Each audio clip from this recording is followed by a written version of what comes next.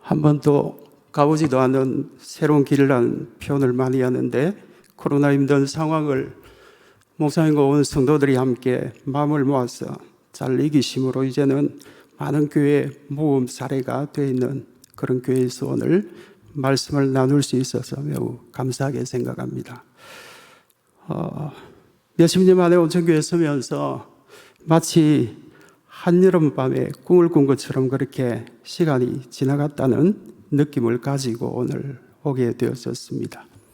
그래서 오늘 밤 가운데 말씀 중에 우리 모두에게 주시는 말씀이 위로와 은혜가 될 수 있기를 바라겠습니다. 우리가 오랜 교회 생활을 하면서 아브라함의 이야기는 교회에서 참 많이 듣습니다. 그런데 상대적으로 그의 아내인 사라 이야기는 잘 듣지를 못합니다. 그런데 오늘 성경을 보면 창세기 23장 한 장 전체를 할애해서 믿음의 여인이었던 사라 이야기를 하고 있는 것을 볼 수가 있습니다. 사라가 오늘 본문에 나오는 것처럼 하나님의 부르심을 받았을 때 그녀의 나이는 127세였습니다. 그리고 그의 남편인 아브라함의 나이는 137세였습니다. 아브라함은 큰 슬픔과 함께 그녀를 약속의 땅에 장사를 지냅니다. 오늘 아브라함도 믿음으로 함께 순례자의 걸음을 걸어왔던 동반자인 이 사라가 하나님의 부르심을 받았을 때 그의 시신 앞에서 그는 크게 애통하며 슬퍼하는 모습을 보여주는데, 아브라함의 믿음의 여정에 있어서 사라는 정말 좋은 동반자이면서 동력자였다고 말할 수 있습니다. 아직 하나님이 어떤 분인지도 제대로 잘 알지 못하는 그러한 때였지만은 남편 아브라함이 하나님의 부르심을 받아서 본토 친척 아비 집을 떠날 때 그녀는 전적으로 순종함으로 그 길을 함께 떠났습니다. 성경이 정확히 표현하고 있지는 아니하지만은 아브라함은 당시에 가장 부유한 사람들이 살았다고 하는 갈대아 우르 그 지역에서도 족장이었습니다. 세상 모든 사람들이 한 번쯤 살고 싶어하는 그곳에서 아브라함은 족장이었습니다. 창세기 앞선 14장 내용을 보면 아브라함이 조카 롯을 구하기 위해서 집에서 기르고 있던 종 318명을 데리고 4개의 연합군, 그 연합군을 쳐들어가서 모든 전리품도 다 빼앗아오고 조카 롯도 구해옵니다.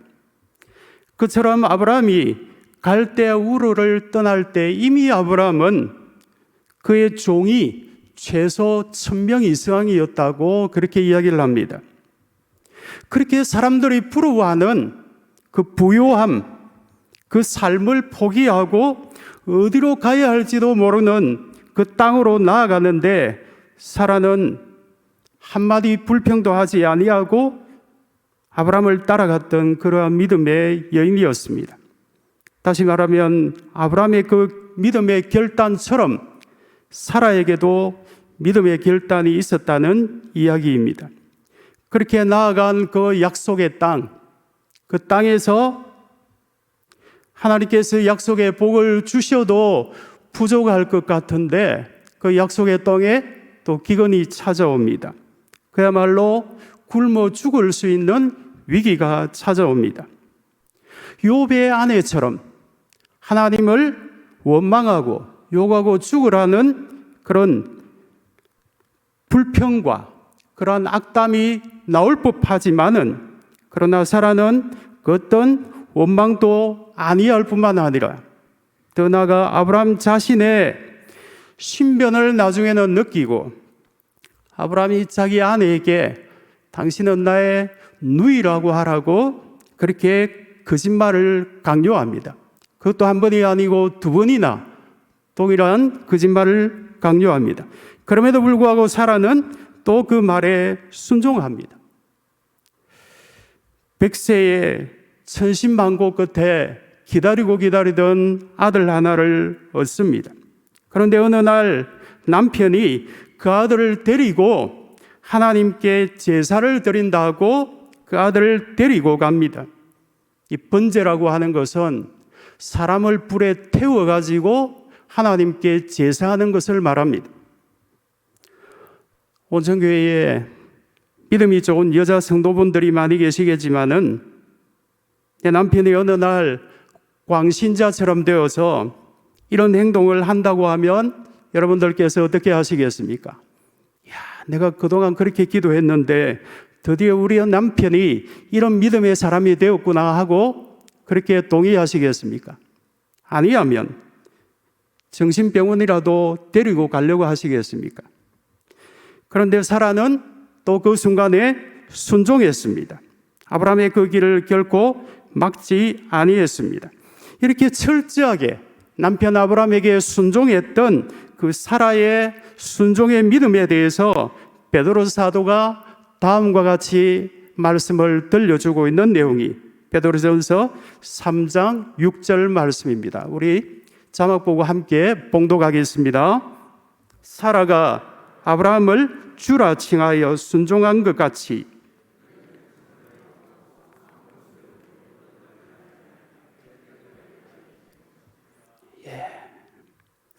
남편을 주님이라고 부르면서 순종한 것처럼 주 안에서 모든 여인도 자기 남편을 주 안에서 공경함으로 하나님 앞에서 선을 행하고 살아라고 말씀합니다.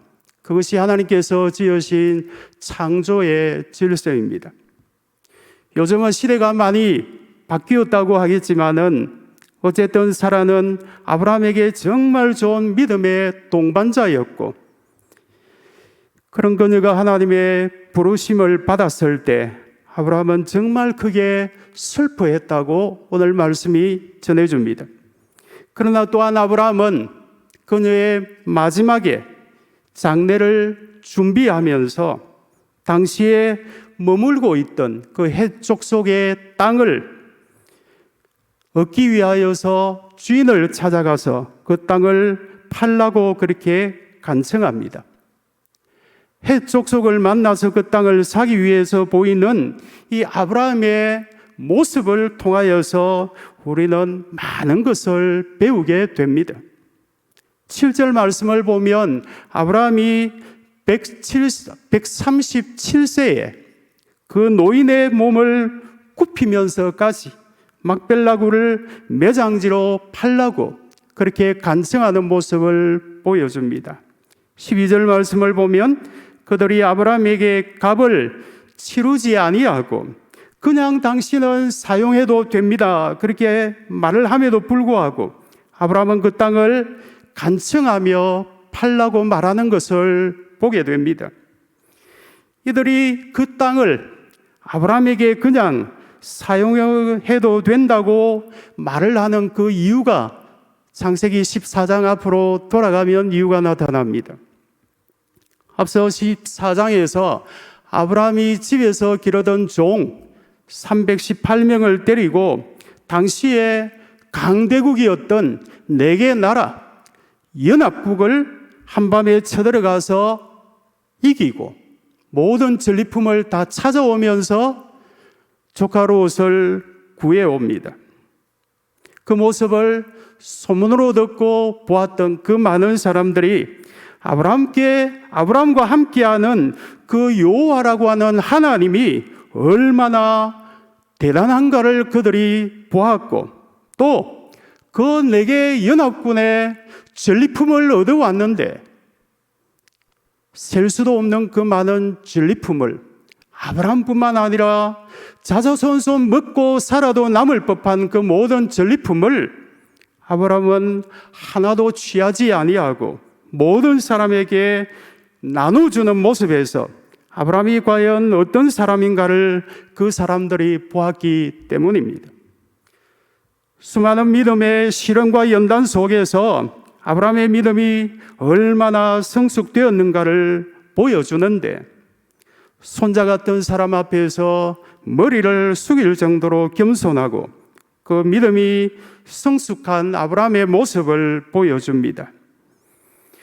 믿음의 연륜이 쌓여가면서 그 신앙의 고귀함이 빛을 발하여서 그 앞에 스스로 머리를 숙이게 하는 분들도 계시고, 어깨에 계급장은 계속해서 붙어가는데 그 모습이 사람의 눈살을 찌푸리게 하는 사람들도 있습니다.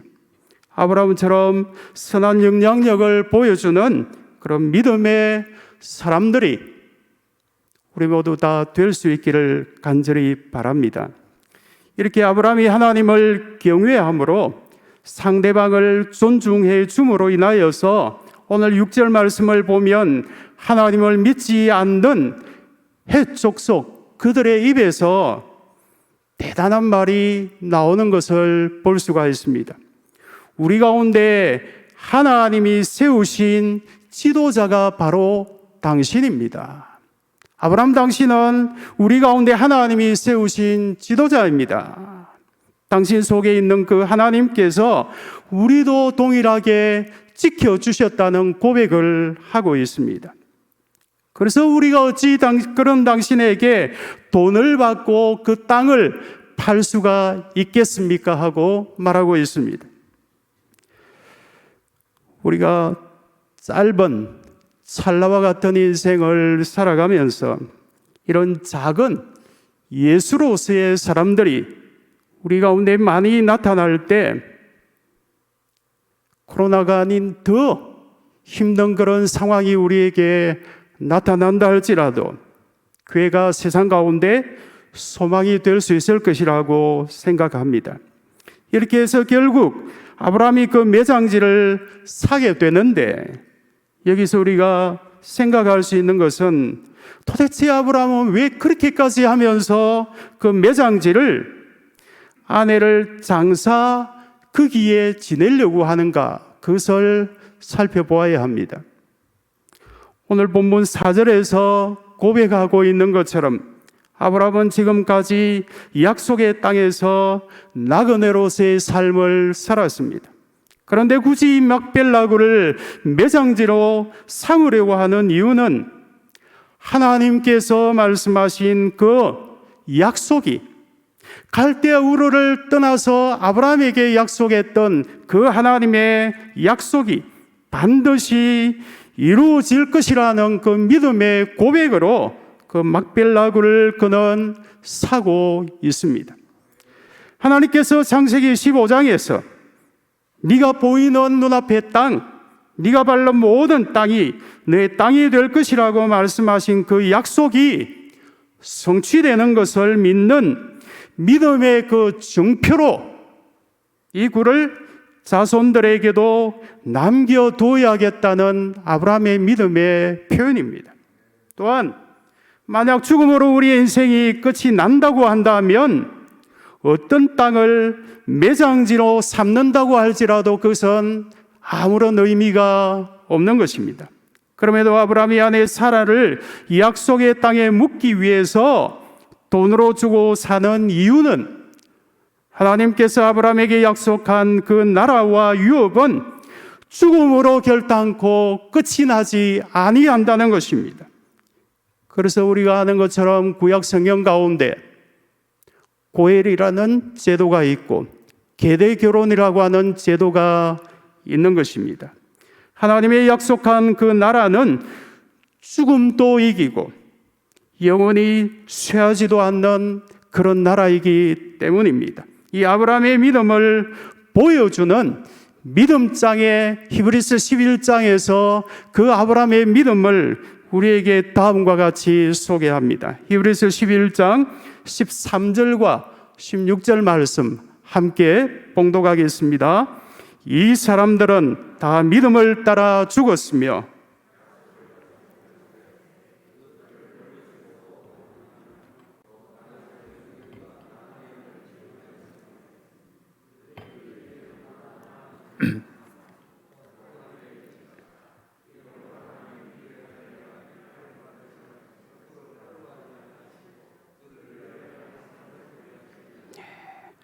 한 성을 예비하셨다. 이 성은 나라라는 뜻도 같이 있습니다. 하나님께서 한 나라를 예비하셨다.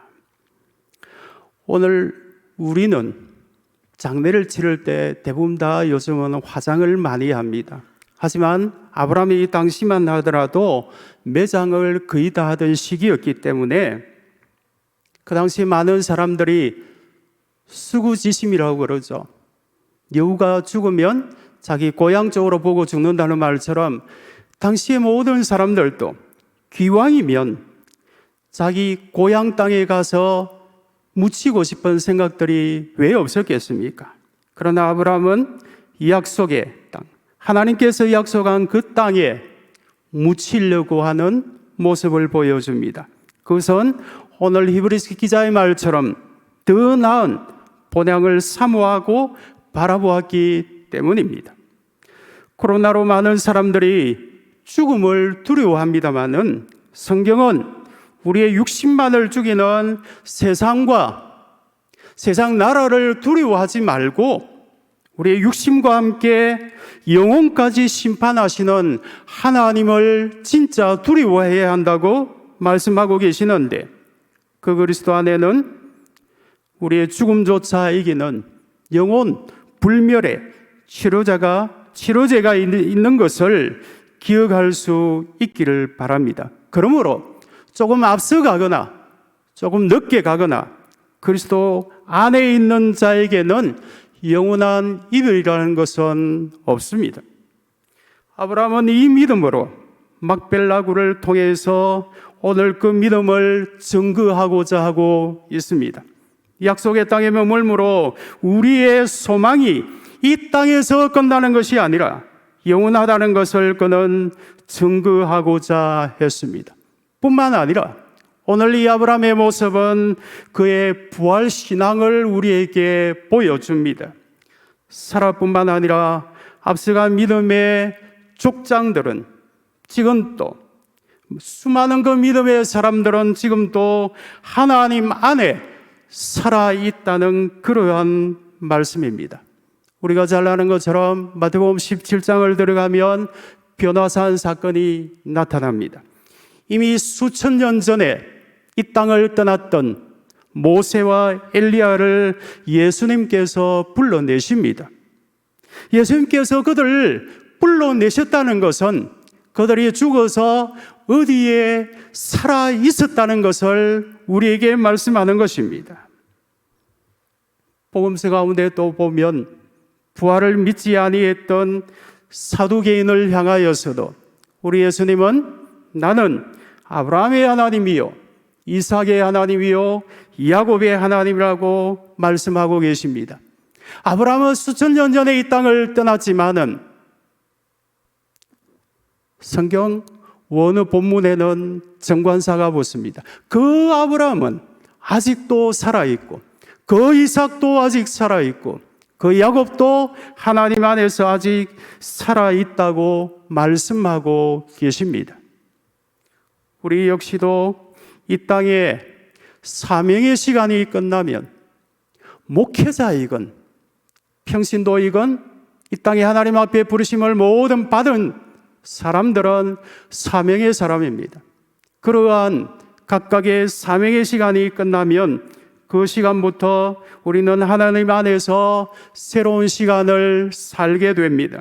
이에 대해서 사도 요한이 생생하게 말씀으로 우리에게 그것을 들려주고 계십니다.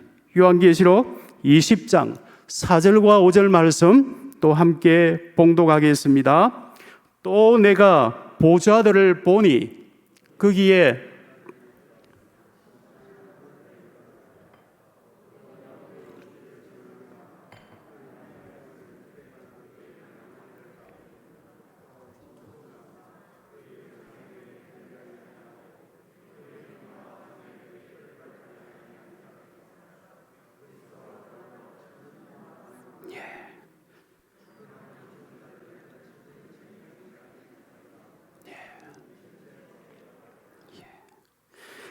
이 땅을 떠난 그들이 그리스도 안에서 지금도 살아서 그리스도와 더불어 1000년 동안 왕노릇할 것이다.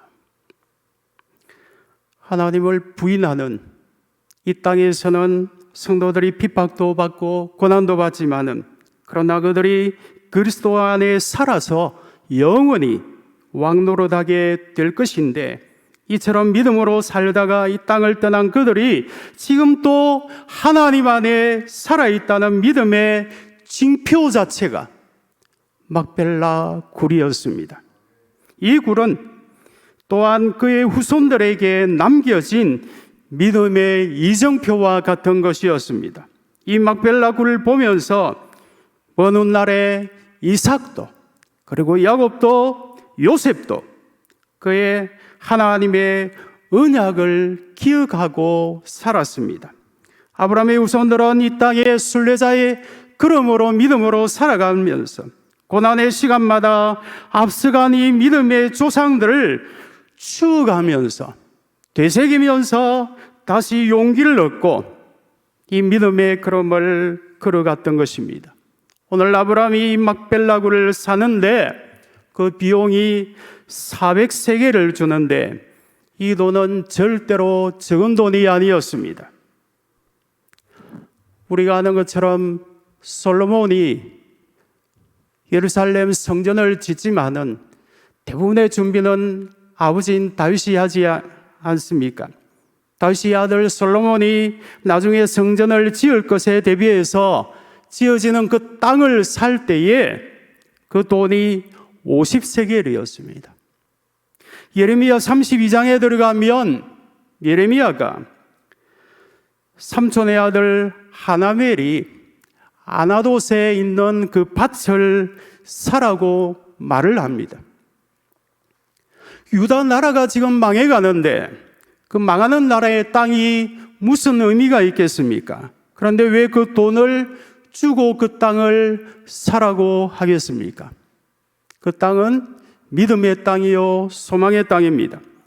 바벨론 70년의 포로 이후에 유다가 하나님의 약속을 따라서 반드시 이곳으로 돌아온다는 그 징표로 믿음의 그 땅을 사는데 그때에 예레미야가 샀던 그 땅값이 17세겔이었습니다. 그러므로 오늘 아브라함이 400세겔을 주고 그 땅을 샀다는 것은 절대로 값싼 금액이 아닙니다. 그러나 이 땅은 두고 오고 오는 모든 믿음의 후손들이 믿음으로 살아감에 있어서 영원한 증거가 되는 땅입니다. 나중에는 아브라함 자신도 그곳에 묻히고 리브가도 그곳에 묻히고 그리고 레아도 이곳에 묻히게 됩니다. 이 말은 모두 다 그 땅에서 그들이 다시 만나게 된다는 뜻입니다. 더 나아가서 장차 하나님이 예비하신 그 땅에서 우리 모두가 다 만나게 된다는 그러한 말씀입니다. 주님을 사랑하는 성도 여러분, 아브라함은 오늘 믿음의 동반자였던 사라를 장사 지냈습니다.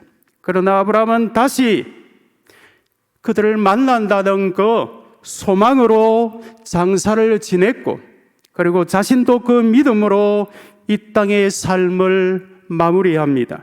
나아가 그의 후손들에게 영원한 이 나라와 하나님의 약속을 붙들고 나그네의 이 걸음을 너희들도 걸어가야 한다고 믿음의 유산으로 남겨주고 있습니다.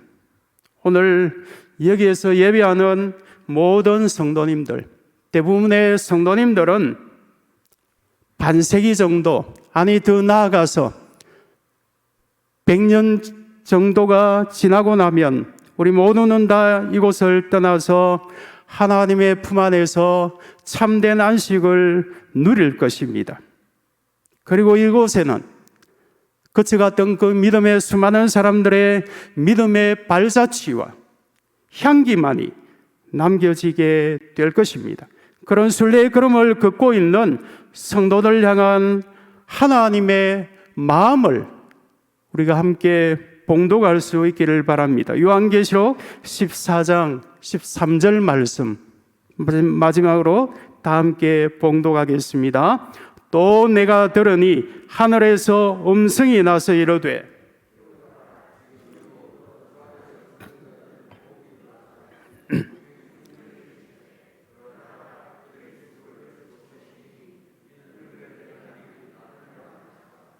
아멘. 하나님께서 우리의 남은 생애에 은혜를 주시어서 우리도 믿음의 여인이었던 사라처럼, 또 믿음의 조상이었던 아브라함처럼 주님의 은혜 속에 살다가 내일은 주님의 품 안에서 눈을 뜨게 되어지는 그러한 복된 주님의 백성들이 되시기를 살아계신 예수 그리스도의 이름으로 축원드립니다.